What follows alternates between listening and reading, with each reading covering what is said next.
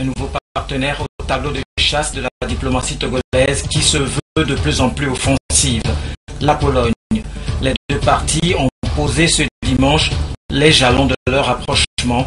Un accord diplomatique est annoncé pour les tout prochains jours. Une campagne de vaccination contre le cancer du col de l'utérus vient de s'achever au Togo, mais l'État togolais veut aller plus loin avec la création d'un institut national de cancérologie. Les avantages qu'il faut en tirer dans cette édition. Les stylistes et leurs mannequins du défilé Kakati ont joué leur dernière scène samedi, la fin d'une semaine d'exhibition et de valorisation de la mode togolaise. Bonsoir, bienvenue pour cette édition. Rapprochement entre Lomé et Varsovie, le Togo et la Pologne veulent s'engager dans une dynamique de coopération gagnant-gagnant. Au cabinet du ministère des Affaires étrangères du Togo, le ministre Robert Doucet et la vice-ministre polonaise des Affaires étrangères ont posé les jalons de ce partenariat qui sera concrétisé dans les tout prochains jours par un accord officiel et multiforme de coopération. La diplomatie, les secteurs bancaires et industriels sont principalement ciblés. Luc Kassi, Augustin Kossi, Ramdan Bassina. La coopération entre la République populaire de Pologne et la République du Togo se renforce et amorce une nouvelle phase. En témoigne cette visite de haut niveau effectuée par Katarzyna Kaperzik, la vice-ministre des Affaires étrangères de la Pologne au Togo.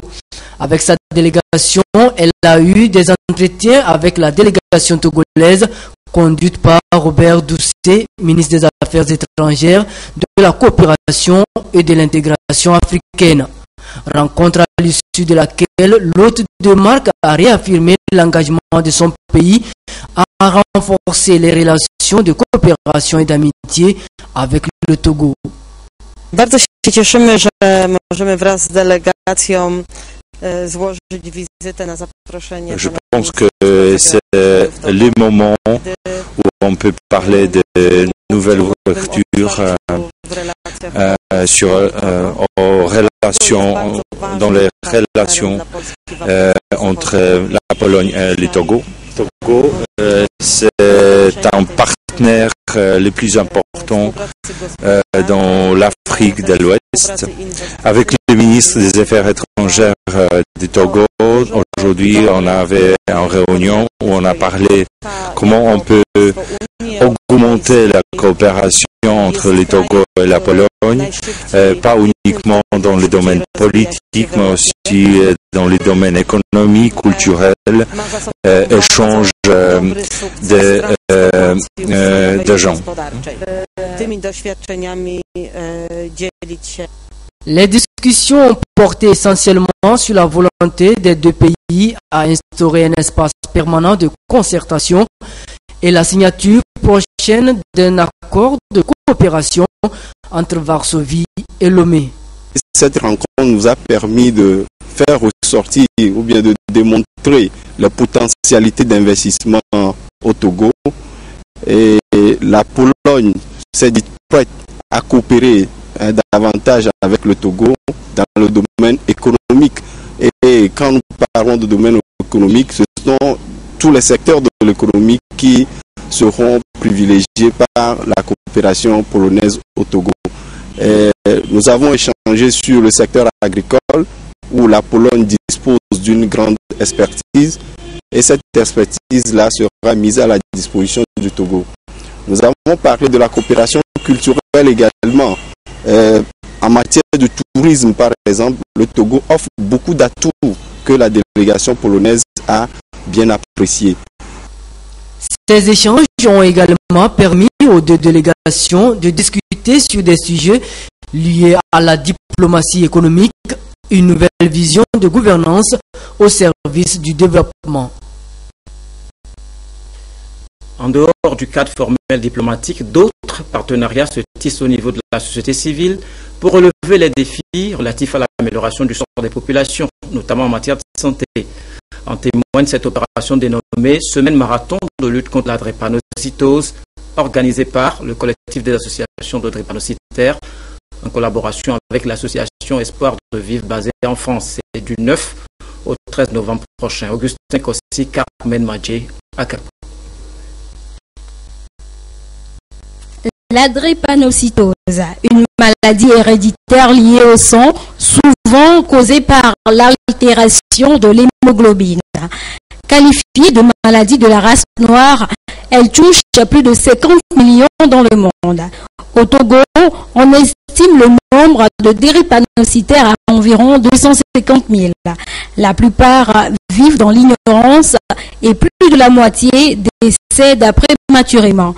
Une semaine du 9 au 13 novembre prochain est dédiée à la lutte contre cette pathologie dite mortelle. L'opération est organisée en partenariat avec l'association Espoir de vivre basée en France. On est venu juste d'abord pour faire la conférence.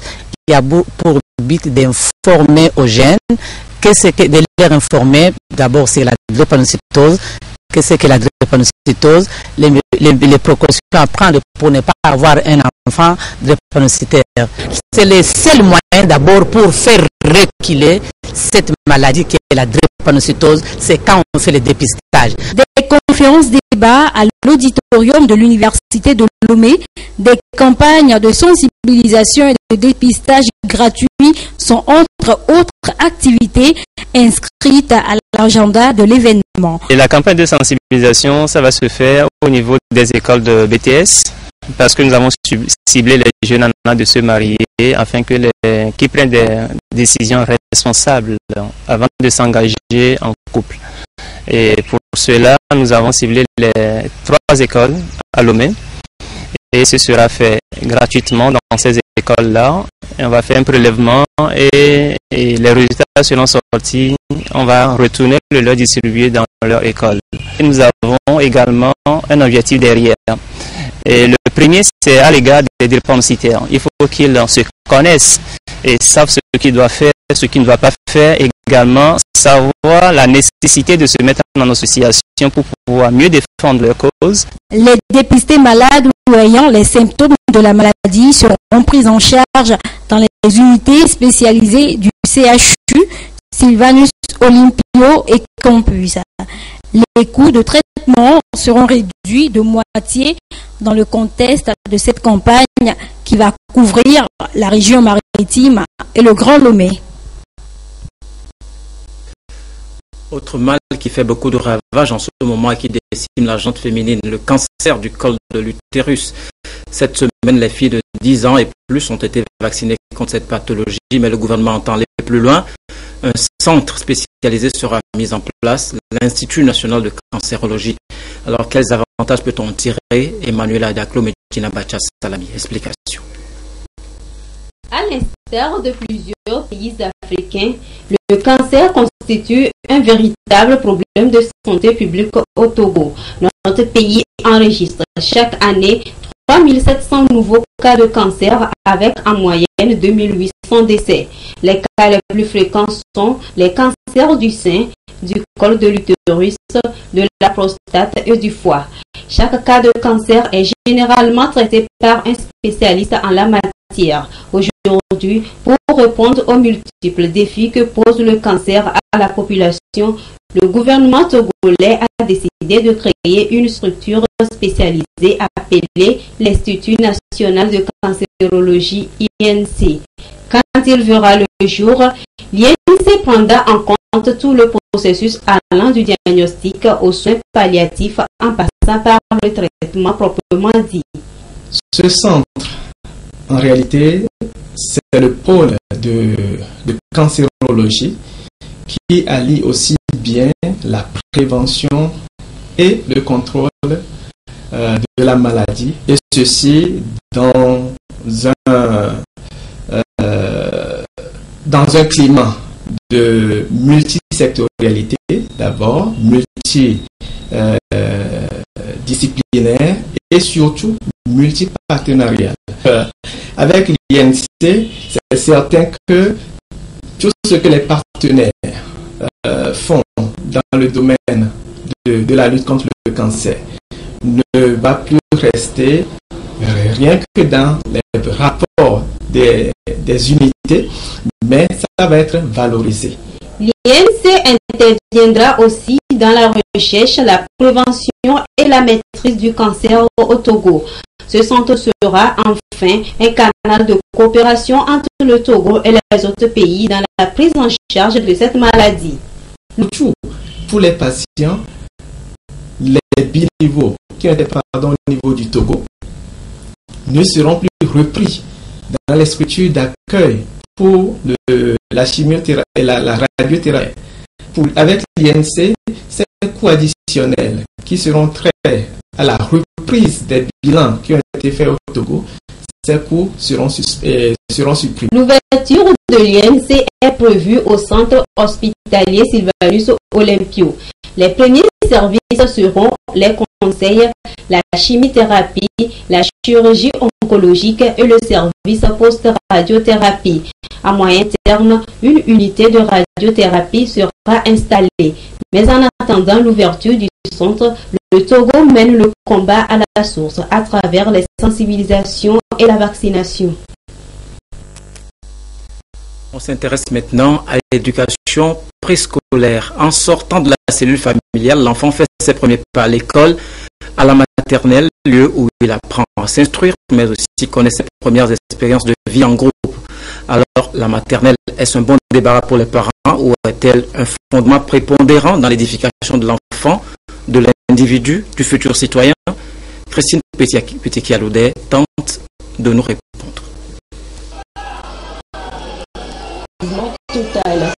Voici l'image que présentent presque toutes les écoles maternelles les premiers jours de la rentrée. Des pleurs, rien que des pleurs. Ils ont quitté l'espace familial plus affectif pour un milieu qui ne présente pas les mêmes caractéristiques. Quelques semaines après, les chants, les jeux et récitations prennent le dessus. Maman chérie, qui m'a donné la vie, j'ai fait avec un plaisir et joie. Je montre le rond, je montre le carré. Ils ont 3 ans et 4 ans à peu près.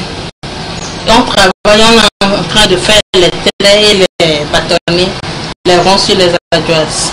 L'école maternelle, une étape essentielle du parcours de l'élève.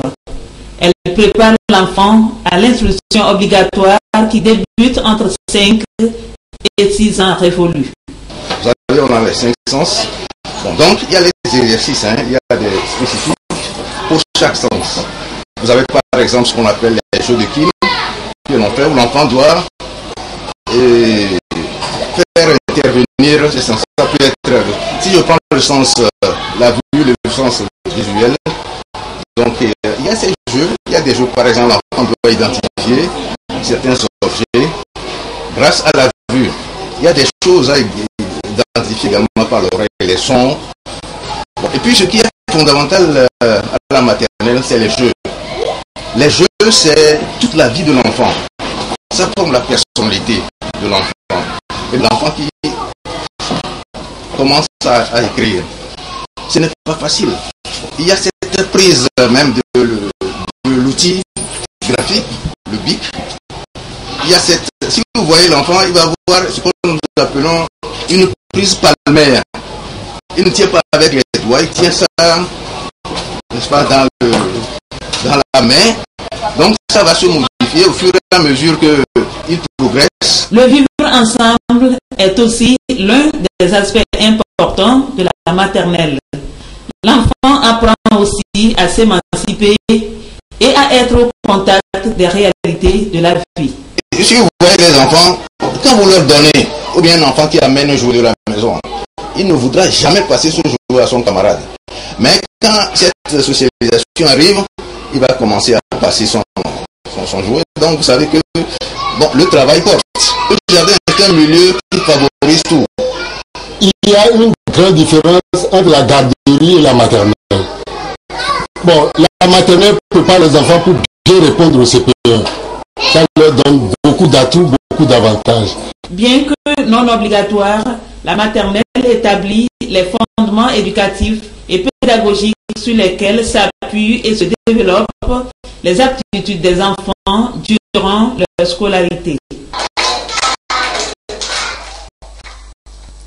Depuis vendredi, la ville de Mango, dans le nord du Togo, connaît une certaine agitation.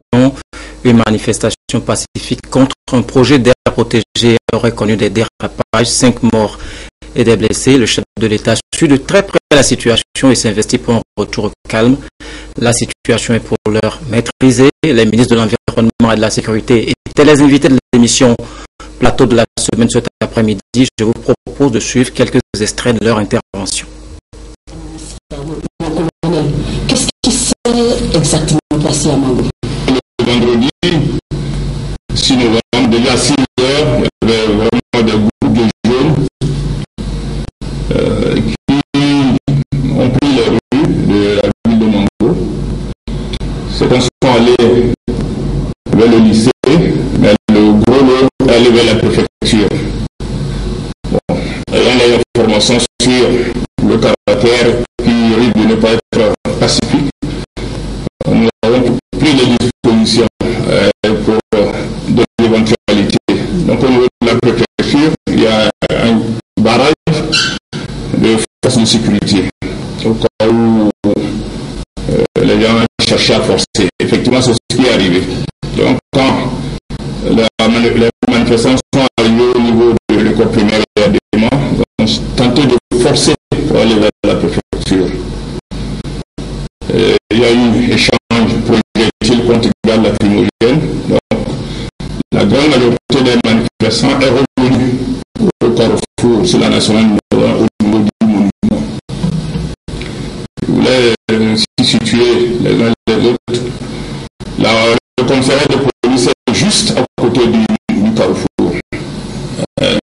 Si vous allez vers le nord, juste après le carrefour, vous avez le commissariat de police de Mango à votre gauche. Donc les manifestants sont venus prendre le carrefour. Il y avait déjà des policiers pour rendre viable la nationale. Il y avait des policiers qui avaient des fusils à pompe. Ils ont été assommés et ces 2 armes ont été retirées par les manifestants. Une partie des manifestants est allée au commissariat, dans l'enceinte du commissariat où il y avait la sentinelle. La sentinelle, pour de sécurité, était armée d'un fusil d'assaut coréen, PAC. Donc tenté d'arracher cette arme.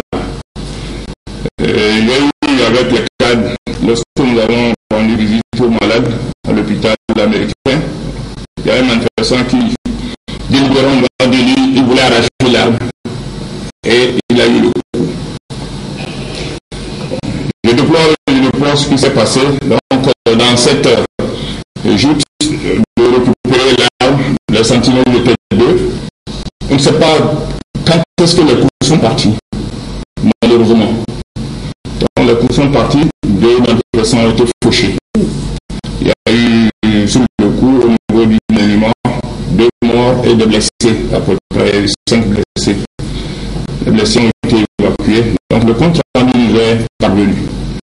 Il dit entre-temps aussi, lorsqu'ils ont quitté notre repoussé du côté de la préfecture, il y avait une jeep militaire qui était garée. Donc les camarades étaient descendus, on leur a dit de laisser les armes de guerre dans le véhicule.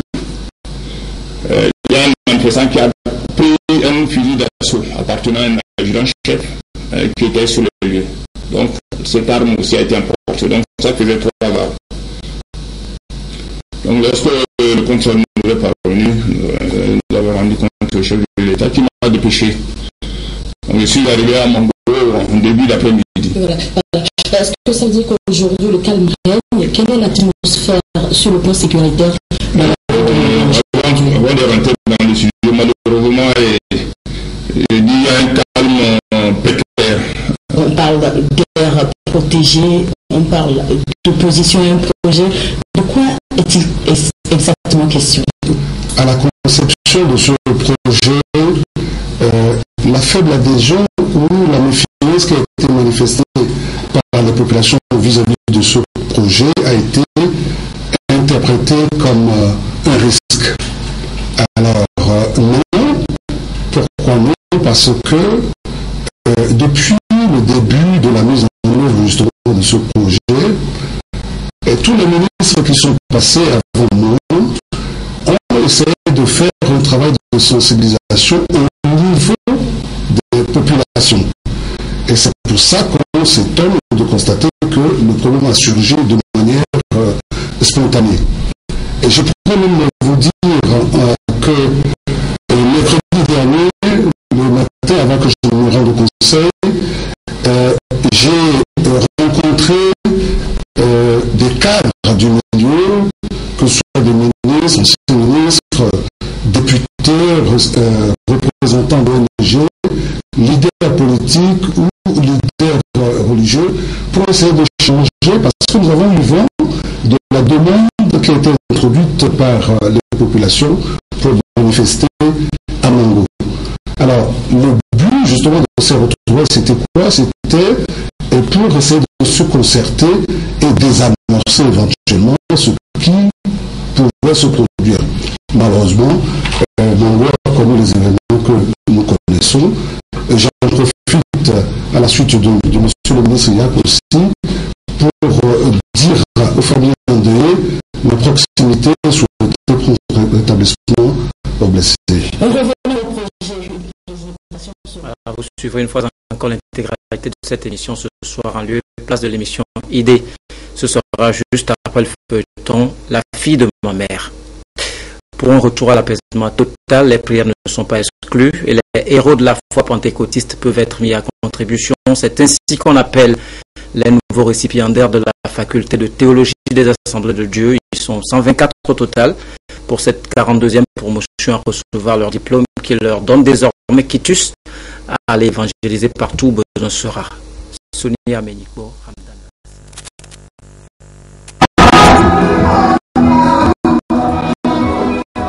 Ils sont enfin prêts et disposés à prêcher la bonne nouvelle et à faire des nations les disciples de Dieu. Ces pasteurs et missionnaires de la promotion 2015, dénommés les héros de la foi pentecôtiste de la faculté de théologie des Assemblées de Dieu, sont appelés à être des dispensateurs des mystères de Dieu, comme le recommande Paul dans sa première lettre aux Corinthiens au chapitre 4, verset 1. Les diplômes que nous offrons, c'est pour mieux former nos pasteurs, pour mieux enseigner, mieux prêcher, d'être plus capable de faire le travail pour le Seigneur. Les récipiendaires, à 124 au total, promettent déjà d'œuvrer avec la puissance du Saint-Esprit. Nous devons annoncer l'évangile à ceux qui sont proches, mais aussi à ceux qui sont loin.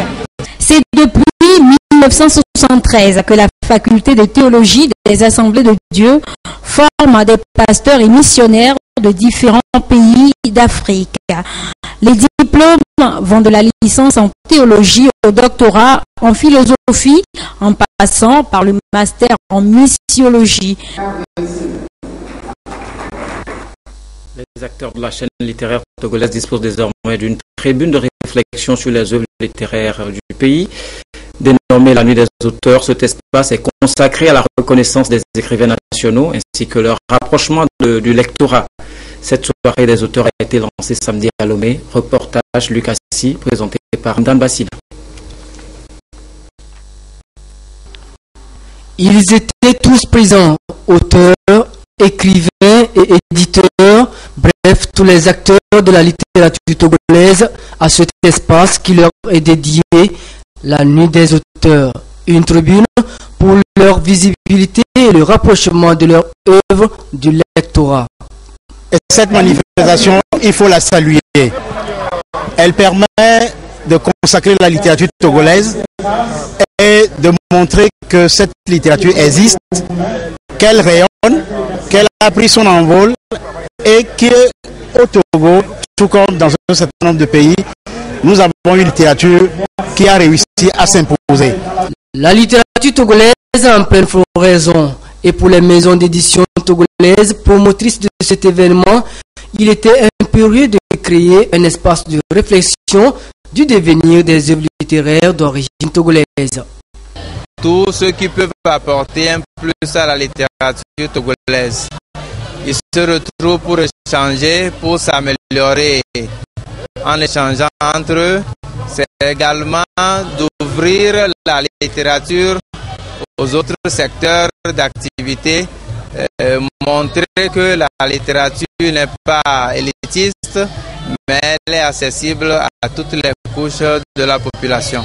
Cette initiative fait suite à la célébration de la Journée internationale de l'écrivain africain le 7 novembre de chaque année. La Nuit des auteurs ambitionne déjà pour les éditions à venir créer 5 prix littéraires dans différentes catégories pour récompenser les écrivains et faire en sorte que les tests d'auteurs togolais soient intégrés dans les cursus scolaires du pays. Le message de Noël édition 2015 est à sa phase finale dans la région maritime. Le génie créateur des enfants est mis en exergue à travers le thème « Conjuguons nos efforts contre le mariage des enfants ». Cette compétition est organisée par Nana Media Culture en partenariat avec Togo Cellulaire. Emmanuel Diaklo, Antoine Trouma-Ouvofort.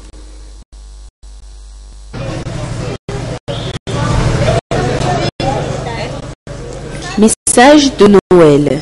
Une tribune offerte aux enfants pour s'adresser à toutes les forces vives du Togo sur les questions de la protection des droits des enfants. Pour cette 10e édition, les enfants ont concouru dans divers domaines. Peinture, dessin et lecture. À la fin, les plus méritants ont été sélectionnés pour la grande finale. À cette étape, consacrée à la région maritime, les initiateurs disent non au mariage précoce des enfants. D'où le thème « Conjuguons nos efforts contre le mariage des enfants ». Une situation qui interpelle plus d'un et qui exige des actions urgentes et immédiates. J'ai vu des dessins et je dirais qu'ils m'ont choqué. Parce que les enfants constituent des trésors inépuisables et c'est les solutions qu'ils apportent aux problèmes, à leur vécu quotidien. Nous devons faire en sorte qu'à travers l'éducation, les enfants comprennent qu'il y a des jeux comme le ludo, le sipa, etc. Mais le sexe ne peut devenir un jeu. Je suis persuadé que les messages que les enfants vont donner et qui sont pris en compte par le gouvernement vont de nouveau apporter des solutions, et dans la mise en œuvre de ces solutions, je pense que nous ferons un pari dans la lutte contre le mariage des enfants. L'Égypte a été associée à cette 10e édition en tant que pays invité d'honneur.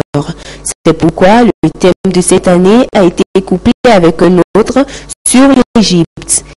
L'Égypte aux yeux des enfants, afin de tester la connaissance de ces derniers sur ce pays.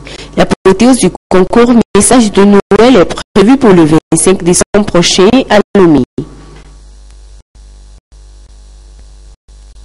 Le festival de films documentaires de Blita, Festob, organisé par l'association Terre des Arts et de la Culture, a été ouvert depuis le 4 novembre. Il est placé cette année sous le thème Film documentaire pour une intégration des peuples. La marque Bojona. À la cinématographie, l'association Terre des Arts et de la Culture Attaque s'investit depuis 5 ans à organiser le festival de films documentaires de Blita, Festob. La 5e édition du Festob a rassemblé les participants venus du Bénin, du Burkina Faso, de Côte d'Ivoire, du Mali, du Niger, du Sénégal et du Togo.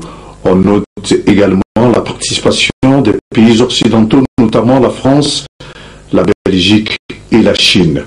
Il s'agit pour les promoteurs de donner un cachet spécial à l'édition en proposant aux populations des productions cinématographiques qui leur relatent leur quotidien, mais aussi leurs rêves. L'objectif poursuivi pour cette édition est vraiment l'intégration des peuples. Nous avons souhaité aborder le terme de l'intégration parce que nous disons que c'est un terme majeur. Aujourd'hui, il y a les institutions internationales qui se battent beaucoup pour cette intégration, mais nous remarquons que le résultat, le bilan est toujours mitigé. Le festival de films documentaires de Blita a reçu le soutien financier du Conseil de l'Entente. Le Conseil de l'Entente, après une décennie de léthargie, a décidé justement d'accompagner chaque État membre dans des activités culturelles de son choix. C'est ainsi que justement donc, dans le cadre de cette activité, nous avons en mars dernier accompagné le FESPACO donc au Burkina Faso, la lutte traditionnelle au Niger en mars 2015, les semaines des arts en Côte d'Ivoire en mai 2015 et maintenant nous sommes à Blita au Togo pour accompagner le FESDOB. Des projections de films documentaires et des conférences débats ont meublé cette 5e édition du FESTOB. François Akiou est le premier conférencier. Son thème, le film documentaire pour une intégration des peuples.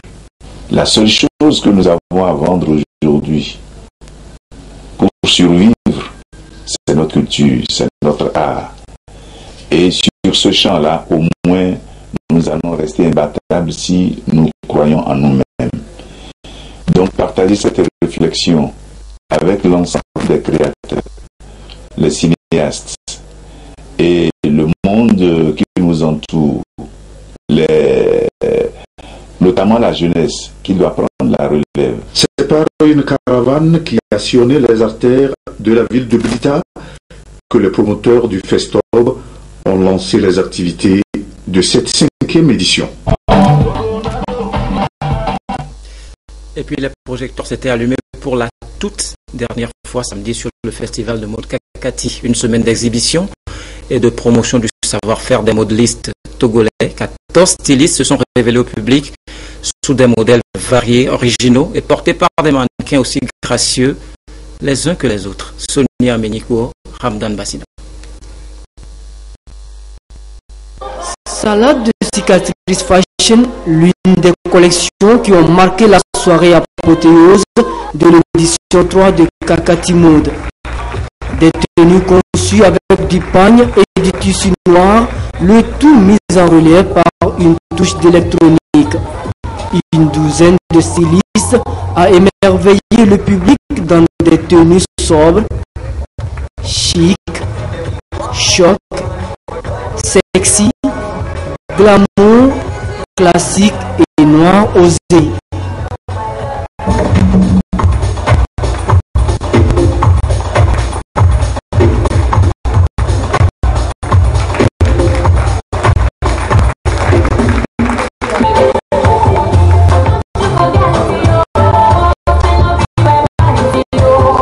J'ai trouvé la soirée très courte, très bien. Les Marocaines étaient très vraiment jolis, mignons. Et bon, et leur modèle, leur création était tellement bon. Moi, j'ai trouvé quelque chose de naturel, africain. C'était bien organisé. Cicatrice parce que je sais que quand je fais mes tenues, ça ne passe jamais inaperçu.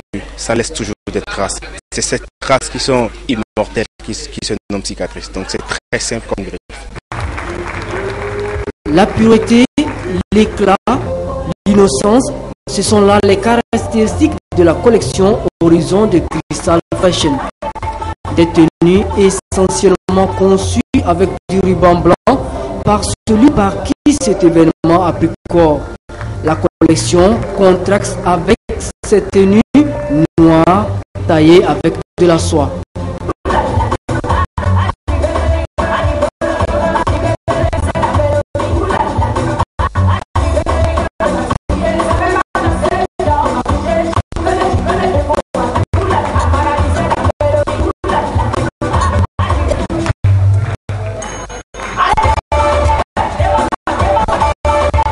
Nous sommes vraiment très satisfaits de la fin de ce festival, parce que vous aurez pu constater que le public était au rendez-vous.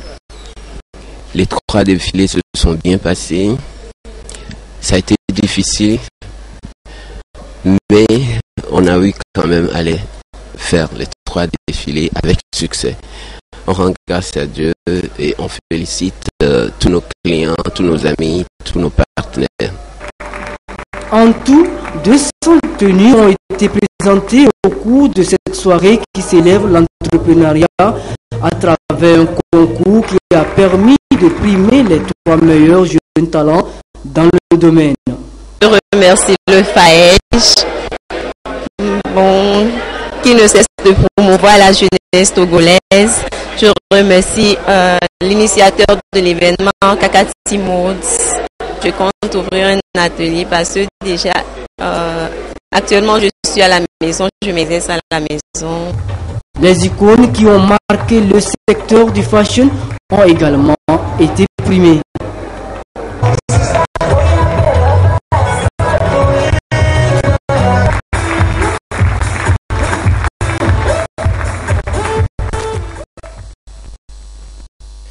Voilà, merci de nous avoir suivis. N'oubliez pas la rediffusion de l'émission Plateau de la semaine, c'est pour tout à l'heure, après le feuilleton La fille de ma mère. Merci de votre aimable attention.